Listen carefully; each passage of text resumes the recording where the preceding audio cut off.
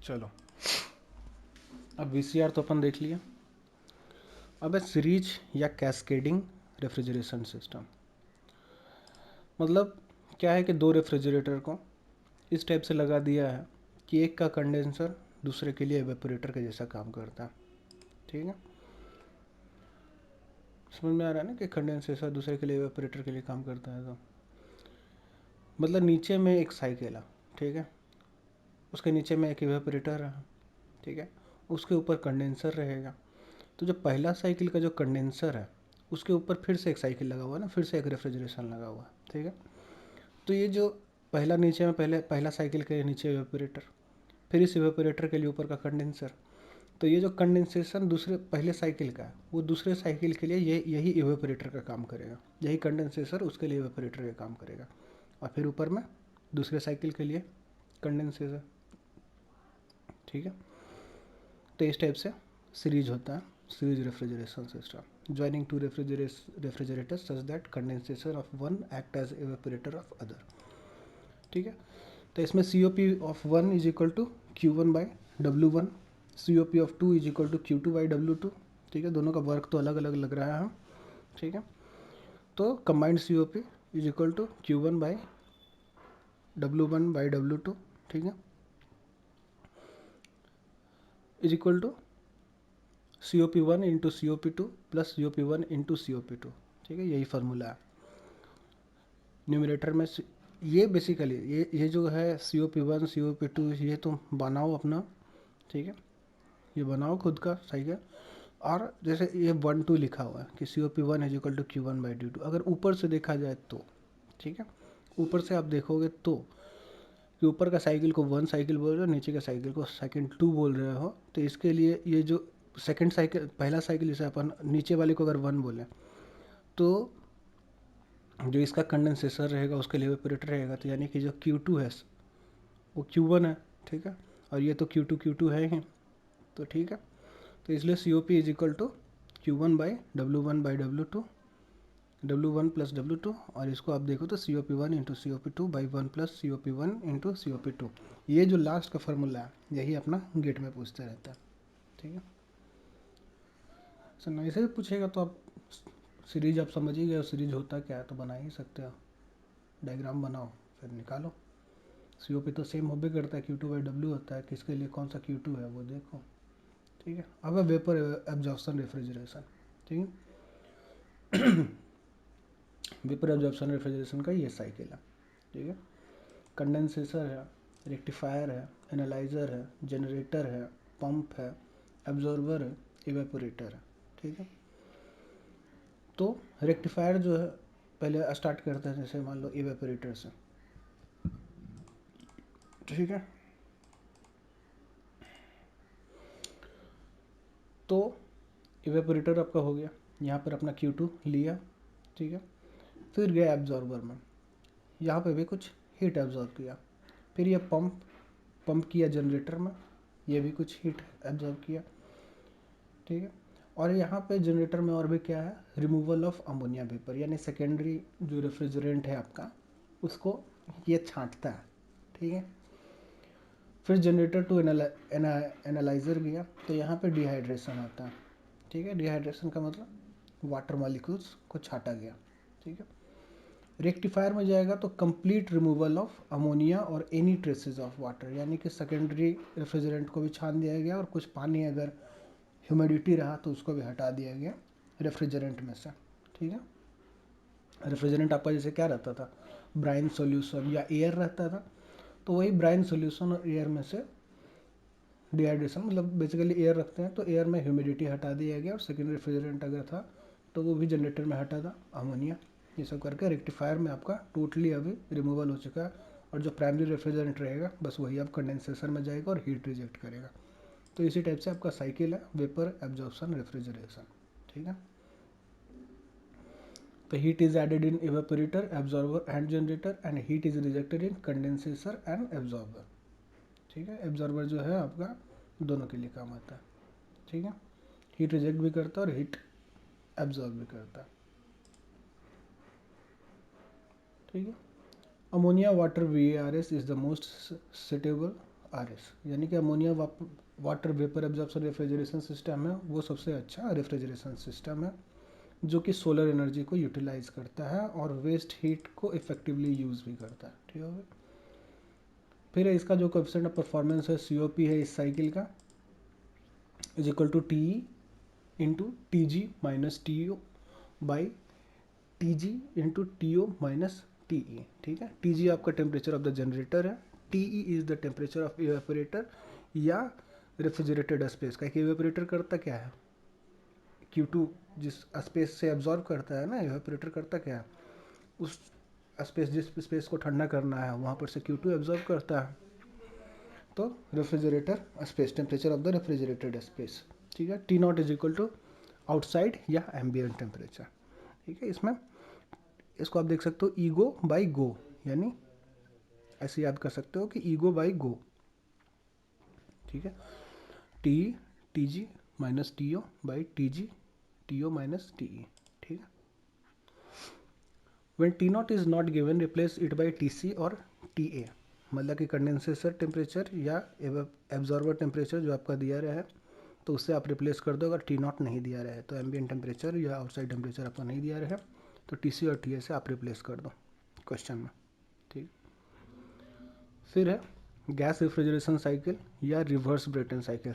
जैसे Brayton cycle क्या था अपना, गैस टरबाइन साइकिल था, गैस पावर साइकिल था, और ये रिवर्स ब्रेटन साइकिल है, ये रेफ्रिजरेशन साइकिल है, गैस रेफ्रिजरेशन साइकिल। इसी को बेल कोलेमन साइकिल भी बोलते हैं या एयरक्राफ्ट एयर कंडीशन साइकिल भी बोलते हैं। ठीक है। ये आपका हो गया रिवर्स ब्रेटन साइकिल। ब्रेटन है, रिवर्स ब्रेटन है भाई। जो भी एक्सपेंशन कंप्रेशन है वो आपका आइसेंट्रोपिक है, हीट एक्सपेंशन रिजेक्शन आपका आइसोबारिक है। सब में यही हो रहा है, रैंकिन यही है, ब्रेटन यही है, जो भी आपका ये अभी VCR चला वो भी वही है। तो ऐसा ही है पूरा, अभी अप्लाइड थर्मोडाइनमिक्स यही है। Heat addition and rejection is isobaric and expansion and compression is isentropic. तो ठीक है। तो 1 to 2 is isentropic compression, 2 to 3 is isobaric heat rejection, 3 to 4 is isentropic expansion, 4 to 1 is isobaric heat absorption. ठीक है। फिर WC is equal to, ये बोल दिए हैं कि जो भी एंथैल्पी का डिफरेंस रहेगा वो सारा पॉजिटिव वैल्यू रहेगा। H2 माइनस H1 इसलिए है क्योंकि H2 H1 से ज़्यादा है, कंप्रेशन होगा तो H एंथैल्पी बढ़ जाएगा। Q1 में जो है आपका 2 ज़्यादा है 3 से, क्यों, क्योंकि Q1 क्या है, हीट रिजेक्टेड हो रहा है कंडेंसर में, तो कंडेंसर में पहले हीट ज़्यादा मतलब रहता है, जब डिसिपेट हो गया आपको रिलीज कर दिया कंडेंसेशन में तो हीट डिक्रीज कर जाएगा, तो इसलिए 3 कम रहता है।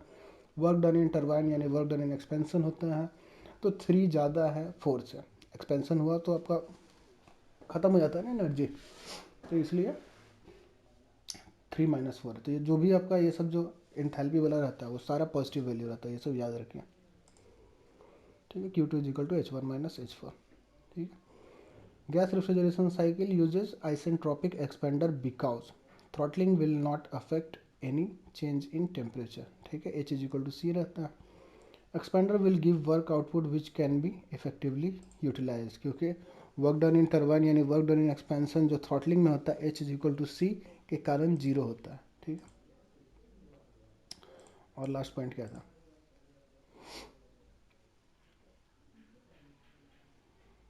लास्ट पॉइंट है रेफ्रिजरेशन इफेक्ट इंक्रीजेज, यानी Q2 जो है वो इंक्रीज करता है। ठीक है। अब जो रिवर्स ब्रेटन साइकिल है इसका तो फार्मूला आपको पता ही है, जो एफिशिएंसी का फार्मूला है उसी को आप उलट देंगे तो coefficient of heat performance of heat pump हो जाता है कि नहीं, हीट इंजन को उल्टा कीजिए तो हीट पंप बन जाता है ना।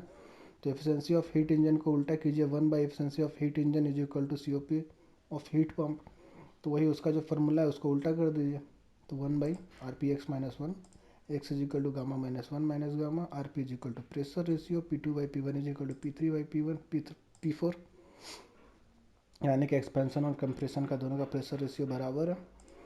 फिर RPS is equal to T2/T1 is equal to T3/T4, ये तो नॉर्मल सा एडियाबेटिक वाला है, तो इस टाइप से है। ठीक है।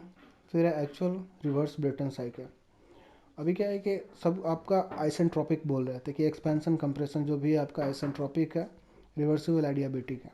अगर रिवर्सिबल एडियाबेटिक नहीं हुआ तो, यानी कि गामा अगर नहीं रहा, एन रहा तो, पॉलीट्रॉपिक प्रोसेस में रहा तो इसलिए एक्चुअल रिवर्स ब्रेटन साइकिल में जो आपका एक्सपेंशन और कंप्रेशन जो रहता है वो रिवर्सिबल एडियाबेटिक नहीं रहता है, ठीक है, पॉलीट्रॉपिक भी हो सकता है। तो अगर पॉलीट्रॉपिक रहे तो इस टाइप का साइकिल बनेगा 1 2 3 4, ठीक है। जो 2s और 4s है वो आइसेंट्रॉपिक के लिए है, ठीक है। तो ऐसे में आपको आइसेंट्रॉपिक एफिशिएंसी निकालने का बोले तो isentropic efficiency in compression sigma I C is equal to W isentropic by W actual, ठीक है, इज इक्वल टू जो वर्क एक्चुअल है वो आपका specific volume at 1 into P C minus P E होता है, पी सी कंडेंसेसर के लिए, पी ई इवेपोरेटर के लिए, ठीक है। और वी वन तो आपका कंप्रेसर जहाँ पे स्टार्ट होता है वहाँ पर का स्पेसिफिक वॉल्यूम, ठीक है। Isentropic efficiency in expansion sigma I T is equal to work actual by work isentropic W3H3 minus H4, H3 minus H4 is temperature के रिस्पेक्ट में ऐसा। अब देखो पहले भी बोल चुके हैं, फिर से भी बोलते हैं कि देखो कंप्रेशन और एक्सपेंशन, आपका एक कंप्रेसर होता है और एक टरबाइन होता है, ठीक है। आइसेंट्रोपिक का मतलब मैक्सिमम, ठीक है, रिवर्सिबल है ना वो, ठीक है, मैक्सिमम आउटपुट देगा या मैक्सिमम वर्क कंज्यूम करेगा। तो जो एक्चुअल होता है, जो थ्योरेटिकल होता है, जो आप फार्मूला से निकाले, जो आइडियल साइकिल है, तो वो क्या बोलेगा कि जो कंप्रेसर जो बनाया वो बोलेगा कि कम आउटपुट लेता है, जबकि कंप्रेसर लिया ज़्यादा कम मतलब कि पावर कंज्यूम करेगा, लेकिन एक्चुअल में कंप्रेसर ज़्यादा पावर कंज्यूम कर लेता है। फिर आप फार्मूला से भी निकाले आइडियल से, तो आपको हुआ कि भाई ज़्यादा पावर देगा, जो वर्क गिविंग डिवाइस रहा, टरबाइन रहा, तो रहा कि भाई ज़्यादा पावर देगा, लेकिन एक्चुअली में पावर कम देता है। तो इसी के लिए ये इफिशिएंसी रहता है कि जो आपका कंप्रेसर रहेगा उसमें डब्ल्यू आइसेंट्रोपिक, यानी कि बोलता कम है, एक्चुअल लगता ज़्यादा है, एफिशिएंसी हमेशा 1 से कम होगा ना, तो इसलिए ग्रेटर वैल्यू नीचे में, लोअर वैल्यू ऊपर में, यानी W isentropic by W actual, यानी कि बोलता है कि भाई कम ही लगेगा लेकिन एक्चुअल में लगता ज़्यादा है। कंप्रेसर में जितना पावर लगता है वो ज़्यादा है, आपको जो फार्मूला जो आइडियल से निकालते हैं तो उसमें बोलता है कि नहीं कम ही लगेगा। और सही टरबाइन में डब्ल्यू आइसेंट्रोपिक ज़्यादा होता है, डब्ल्यू एक्चुअल कम होता है, यानी कि फार्मूला के आइडियल के हिसाब से तो ज़्यादा अपने को आउटपुट मिलना चाहिए, लेकिन एक्चुअल में कम आउटपुट मिलता है। तो इसलिए आपका आइसेंट्रोपिक एफिशिएंसी और आइसेंट्रोपिक एफिशिएंसी इन कंप्रेशन हो गया, फिर एक्सपेंशन हो गया, ठीक है। उसको टरबाइन का भी बोल सकते हैं एक्सपेंशन को, ठीक है। फिर है effectiveness of heat exchanger. Regenerative cycle आपका होता है तो इफेक्टिवनेस ऑफ हीट एक्सचेंजर, यानी कि actual temperature drop by ideal temperature drop, ठीक है। सेम कहानी है कि इफेक्टिवनेस ऑफ हीट एक्सचेंजर में एक्चुअल में कितना टेम्परेचर ड्रॉप हुआ और आइडियल में आप जो निकाल रहे थे कि heat gained is equal to heat lost, उससे जो आपका टेम्परेचर ड्रॉप आता है वो कितना है। तो इसलिए इफेक्टिवनेस ऑफ हीट एक्सचेंजर यही देखा जाता है कि एक्चुअल में कितना टेम्परेचर ड्रॉप हो रहा है और आइडियल होना कितना चाहिए। कंपनी में जाइएगा, इंडस्ट्री में काम कीजिएगा, तो इफेक्टिवनेस देखा जाता है कि भाई ठंडा करने का इसका काम था ऑयल का बेचारा, और लेकिन उसमें गंदा हो गया है तो उसका इफेक्टिवनेस कम हो गया है, ऑयल कम ठंडा हो रहा है, ठीक है। अब आते हैं डिजायरेबल प्रॉपर्टीज ऑफ रेफ्रिजरेंट। तो डिजायरेबल प्रॉपर्टीज ऑफ रेफ्रिजरेंट क्या है? Suction pressure is greater than atmospheric pressure, ये होना चाहिए कि जो सक्शन प्रेशर है वो एटमॉस्फेरिक प्रेशर से ज़्यादा होना चाहिए, ठीक है। कंप्रेशन जहाँ से स्टार्ट होगा वो एटमॉस्फेरिक प्रेशर से ज़्यादा होना चाहिए। और discharge pressure should be low, यानी जो डिस्चार्ज करने का जो प्रेशर है वो लो होना चाहिए, ठीक है। एक्सपेंशन में जो आपका डिस्चार्ज होता है वो आपका लो होना चाहिए, ठीक है। फिर है pressure ratio should be small, जो प्रेशर रेशियो है वो स्मॉल होना चाहिए। इससे क्या होगा कि 1/RPX-1 था ना, तो अगर प्रेशर रेशियो स्मॉल होगा यानी RPX-1, यानी कि जो वैल्यू रहेगा न्यूमरेटर डिनोमिनेटर का वो आपका कम रहेगा, तो यानी कि 1 जो रहेगा वो ज़्यादा हो जाएगा, तो इसलिए COP ज़्यादा होगा। अगर प्रेशर रेशियो कम तो COP ज़्यादा, तो इसलिए प्रेशर रेशियो स्मॉल होना चाहिए आइडियल रेफ्रिजरेंट का। फिर latent heat of vaporisation should be large, क्यों होना चाहिए लार्ज भाई? इवेपोरेटर ही आपका Q2 एब्जॉर्ब करता है ना, तो अगर HFG इसका ज़्यादा है, लेटेंट हीट ऑफ वेपोराइजेशन इसका ज़्यादा है, तो ये ज़्यादा Q2 एब्जॉर्ब कर पाएगा, ज़्यादा हीट ले पाएगा उस एरिया से, है कि ना। ऐसे भी आप देखो तो एच एफ जी जो होता है वो स्ट्रेट लाइन होता है, ठीक है।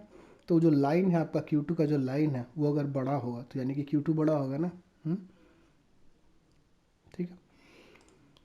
तो latent heat of vaporisation should be large, ठीक है। उससे Q2 बड़ा होगा, Q1 भी बड़ा होगा। तो इसके लिए क्या है कि थर्मल कंडक्टिविटी भी अच्छा होना चाहिए और कन्वेक्टिव थर्मल जो है कोएफिशिएंट वो भी ज़्यादा होना चाहिए, ठीक है। फिर specific heat should be low, यानी subcooling should be large and super charging is less. फिर है के thermal conductivity should be high, वो तो पहले ही बोल दिया। और viscosity should be low, viscous कम होना चाहिए, रेफ्रिजरेंट फंसना नहीं चाहिए, ये नहीं कि वॉल्स में ही सट रहा है तो सटने वाला चीज़ नहीं, विस्कोसिटी शुड बी लो, ठीक है। Critical temperature is high, critical temperature should be high होना चाहिए, ठीक है। Critical pressure should be moderate and positive, ये हाई होगा तो ये मॉडरेट एंड पॉजिटिव है। Freezing point should be as low as possible, क्योंकि फ्रीज ना कर जाए, ठीक है। इन्हें कि 0 डिग्री पे ही फ्रीज कर जाए, जैसे वाटर का होता है 0 डिग्री, लेकिन बाकी किसी अगर देखिएगा रेफ्रिजरेंट का तो उसका 0 डिग्री थोड़ी होगा। तो इसलिए 0 डिग्री से या कितना भी जितना नीचे रहे उतना अच्छा है। और normal boiling point less than evaporator temperature, यानी कि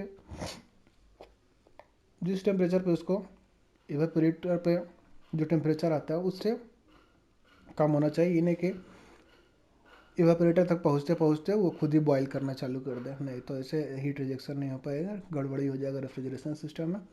तो इसलिए जो नॉर्मल बॉइलिंग पॉइंट है वो लेस देन इवेपोरेटर टेम्परेचर होना चाहिए, ठीक है। इमिसिबल विथ ऑयल, जो ऑयल है उससे मिलना नहीं चाहिए, यानी कि जो रेफ्रिजरेशन सिस्टम में कुछ ऑयल वायल लेब्रिकेशन का हम लोग को ज़रूरत पड़े तो उसमें रेफ्रिजरेंट मिलना नहीं चाहिए, इमिसिबल होना चाहिए, ठीक है। अब आते हैं नेमिंग ऑफ रेफ्रिजरेंट्स, ठीक है। पहला है सेचुरेटेड हाइड्रोकार्बन, जो रेफ्रिजरेंट है वो आपका सेचुरेटेड हाइड्रोकार्बन है, CmHnFpClQ। सी है आपका कार्बन, H है आपका हाइड्रोजन, F है फ्लोरीन, Cl है आपका क्लोरीन, ठीक है। MnPq तो आपका बस खाली इंडेक्स हो गया, ठीक है। तो सेचुरेटेड हाइड्रोकार्बन में क्या होता है, फार्मूला सेम है, CmHnFpClQ, यही फार्मूला हर जगह रहेगा, सेचुरेटेड रहे चाहे अनसेचुरेटेड रहे, सब में यही रहता है। लेकिन जो सेचुरेटेड हाइड्रोकार्बन में है उसमें क्या होता है, 2m+1 इजिकल टू N+P+Q, ठीक है। और ये जो लिखते हैं ये 3 डिजिट में लिखते हैं, पहला R, फिर M-1, N+1 और P। डिनोट करने का रेफ्रिजरेंट जो है उसको डिनोट करने का तरीका है, नेमिंग ऑफ रेफ्रिजरेंट है ये, ठीक है। तो ये जो रेफ्रिजरेंट का नाम जैसे लिखते हैं तो उसमें लिखते हैं RM-1 N+1 इंटू P, जैसे R12 आप लिखो, ठीक है। जिससे ये 3 डिजिट होना चाहिए था, लेकिन कोई मान लो कि R12 है तो वो भी 3 डिजिट ही है, वो है 3 डिजिट, लेकिन आप जीरो नहीं लिखे उसमें आगे में, ये है R012, लेकिन आप सिर्फ इसको R12 बोल दिए, ठीक है। अब आप फार्मूला में पुट कर सकते हो CmHnFpClQ में, तो आपको आ ही जाएगा कि क्या उसका फार्मूला बना, ठीक है। फिर है अनसैचुरेटेड हाइड्रोकार्बन, इसमें भी सेम CmHnFpClQ, लेकिन इसमें उसमें क्या था, 2m+1 इजिकल टू NPQ था, इसमें 2m इजिकल टू NPQ है। और ये 4 डिजिट का होता है, पिछला जो था वो 3 डिजिट में लिखते थे, लेकिन ये 4 डिजिट में, ठीक है। अगर 2 डिजिट भी रहे तो यानी कि वो 3 डिजिट यानी सैचुरेटेड हाइड्रोकार्बन में है, लेकिन 4 डिजिट रहे तो ये अनसैचुरेटेड हाइड्रोकार्बन में है। और इसमें यह भी याद रखिए कि पहला जो लिखते हैं R के बाद डायरेक्ट 1 आता है, ठीक है। फिर M-1 N+1 इंटू पी, मतलब इंटू पी नहीं, मतलब P है, RM-1 N+1 P, ठीक है। फिर है इनऑर्गेनिक रेफ्रिजरेंट, तो इनऑर्गेनिक रेफ्रिजरेंट में क्या है, R+700 प्लस मॉलिकुलर वेट, जो भी मॉलिकुलर वेट, जैसे मान लो CO2 है तो CO2 का मॉलिकुलर वेट कितना होगा, 32 + 12 44 हो जाएगा, तो 744, ठीक है। तो इस टाइप से इनऑर्गेनिक, ठीक है। फिर है एजियोट्रॉप्स, एजियोट्रॉप्स क्या है, mixture of refrigerant which behave as a pure substance, ठीक है। एजियोट्रॉप्स इसी को बोलते हैं कि ये मिक्सचर ऑफ रेफ्रिजरेंट है जो कि प्योर सब्सटेंस जैसा बिहेव करता है। प्योर सब्सटेंस क्या है, मतलब कि उसका जो कंपोजिशन है वो चेंज ना हो, स्टडी स्टेट में रहे, कहीं भी हर जगह उसका कंपोजिशन सेम रहे, तो azeotropes is a mixture of refrigerant which behave as a pure substance. इसको लिखने का तरीका है R500 प्लस रैंडम नंबर, कुछ भी रैंडम नंबर आप डाल दो, ठीक है। अब रेफ्रिजरेंट है तो वो लीक भी कर सकता है, तो इसके लिए लीक डिटेक्शन टेस्ट है। पहला लीक डिटेक्शन टेस्ट क्या है? हेलाइड टॉर्च टेस्ट, ये फ्रियॉन्स के लिए। फिर है सल्फर स्टिक या रिबन टेस्ट, ये अमोनिया के लिए। अमोनिया स्वैब टेस्ट, ये सल्फर डाइऑक्साइड के लिए, SO2 के लिए, ठीक है। ये NH3 है, इस SO2 है। देखो, सल्फर स्टिक टेस्ट आप कर रहे हैं अमोनिया के लिए, और अमोनिया स्वैब टेस्ट कर रहे हैं SO2 यानी सल्फर के लिए। तो ये थोड़ा सा देख लेना, ठीक है, बस देख लेना कि याद करने का तरीका है। फिर है सोप बबल टेस्ट, ठीक है। सोप बबल टेस्ट है हाइड्रोकार्बन्स के लिए, जो भी अपना हाइड्रोकार्बन्स अभी अपन हाइड्रोकार्बन रेफ्रिजरेंट पढ़ें उसके लिए सोप बबल टेस्ट है, ठीक है। फिर additional information, 1 bar is equal to 101.325 kilo pascal, ठीक है। अप्रॉक्स करके अपन 10⁵ पास्कल इसको मानते हैं, लेकिन होता है 101.325 किलो पास्कल, ठीक है। फिर है रिसेंट ट्रेंड इन रेफ्रिजरेशन, कहाँ कहाँ यूज होता है, कौन कौन सा रेफ्रिजरेंट। तो वो है R12 जो है वो डोमेस्टिक रेफ्रिजरेशन के लिए है। एयर जो है वो एयरक्राफ्ट के लिए है। R134 जो है वो डोमेस्टिक रेफ्रिजरेशन या व्हीकल्स यानी घर में जो यूज करते हैं वो R134A है, ठीक है। गाड़ी में भी अपन जो यूज़ करते हैं रेफ्रिजरेंट वो भी R134A है, ठीक है। फिर R22 है, वो विंडो AC के लिए काम करता है। जो भी विंडो रेफ्रिजरेशन एयर रेफ्रिजरेशन है, एयर कंडीशनिंग है, वो R22 है। कार्बन डाइऑक्साइड का यूज़ होता है होटल्स में, हॉस्पिटल्स में, या वहाँ जहाँ सेफ्टी मेन कंसर्न रहे, कि भाई जहाँ सेफ्टी का बात है वहाँ carbon dioxide as a refrigerant use होता है, ठीक है। फिर आते हैं स्पेसिफिक या एब्सोल्यूट ह्यूमिडिटी या ह्यूमिडिटी रेशियो में, ठीक है, W। तो भाई W is equal to MV/MA। MV क्या है? मास ऑफ वेपर है। MA मास ऑफ एयर है। इसको अगर प्रेशर के रिस्पेक्ट में लिखें तो 0.622 PV/PA। PV क्या है? पार्शियल प्रेशर ऑफ वेपर है। PA आपका पार्शियल प्रेशर ऑफ एयर है। टोटल प्रेशर के रिस्पेक्ट में आप लिखो तो PV प्लस PA क्या होता है? टोटल प्रेशर होता है। तो PT minus PV is equal to PA है, तो 0.62 PV। अब जब एब्सोल्यूट चाहे स्पेसिफिक या ह्यूमिडिटी रेशियो आप जिसको बोलते हो, स्पेसिफिक ह्यूमिडिटी बोलो चाहे एब्सोल्यूट ह्यूमिडिटी बोलो या ह्यूमिडिटी रेशियो बोलो, इसका यूनिट क्या है? किलोग्राम पर किलोग्राम ऑफ ड्राई एयर, है कि ना, MV/MA है ना ये। तो मास of vapour per mass of dry air, यानी kilogram of vapour per kilogram of dry air, ठीक है। PV is equal to PVS of DPT। अगर मान लो आपको ड्राई बल्ब टेम्परेचर ना देख के आपको DPT दे दिया है, ड्यू पॉइंट टेम्परेचर दे दिया है, तो PV is equal to PVS of DPT, ठीक है।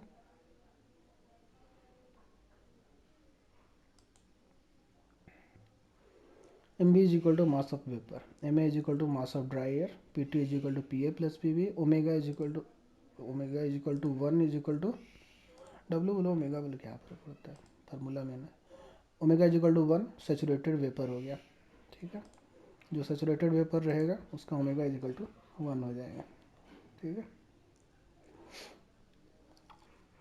Super heated vapour, not saturated, sorry, super heated vapour, ठीक है। सेचुरेटेड के लिए फाई इज इक्वल टू 1 होता है, रिलेटिव ह्यूमिडिटी 1 होता है, ठीक है। Omega is equal to 1 for superheated vapour.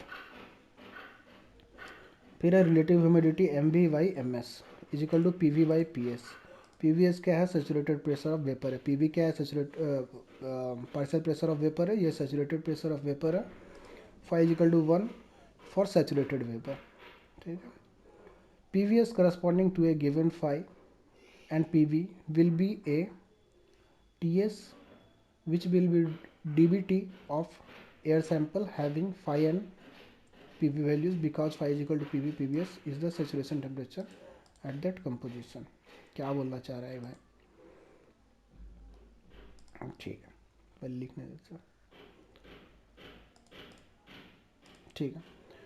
अब आपको क्वेश्चन में क्या दिया हुआ है कि एक वैल्यू दिया हुआ है PVS का, ठीक है, कि भाई आपको पीवीएस दिया हुआ है और आपको निकालना है डीवीटी।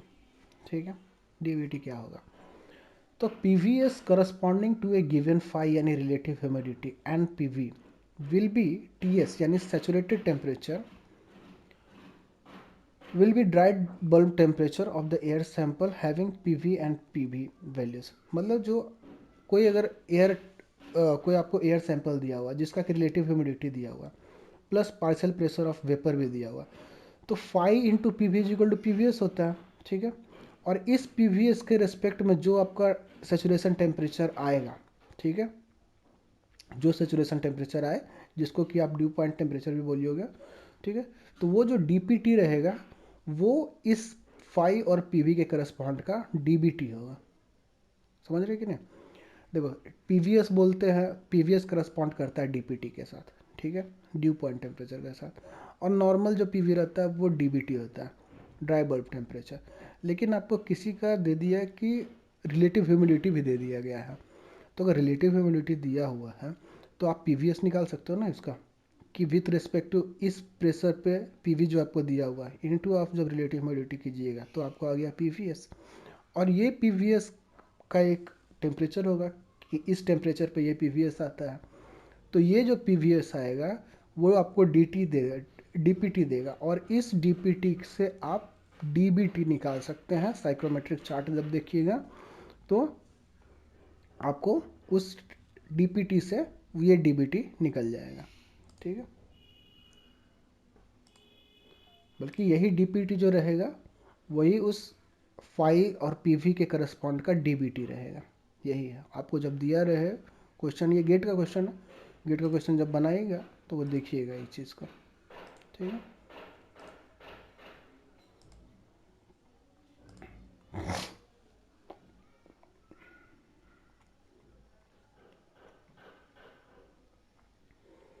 फिर relative humidity denotes the vapour absorbing capacity, यानी ओमेगा जो है वो रिलेटिव ह्यूमिडिटी डिनोट करता है वेपर एब्जॉर्बिंग कैपेसिटी। वेपर अभी कितना और मतलब एयर अभी और कितना वेपर एब्जॉर्ब कर सकता है। और specific humidity denotes the actual amount of vapour percent, यानी जो फाई जो है